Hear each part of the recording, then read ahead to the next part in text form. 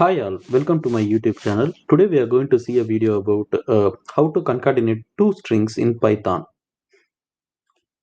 So let me save this file first.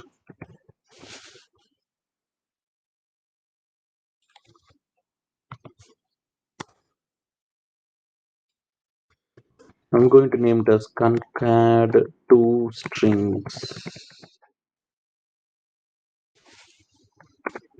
So I'm going to initiate the first variable string1 is equal to the value is hello, and I'm going to say the second variable string2, the value is world. So I'm going to concatenate it in the third variable. String1, we'll be using the plus operator to concatenate two of the string, and we can use either single quote or double quote while initializing, while initializing or highlighting a string value. So over here, I'm highlighting a single quote,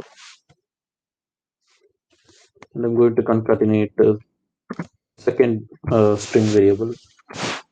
So let's print this. Let's print this concatenate variable over here.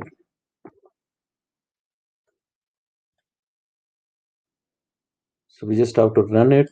The output supposed to be hello space world.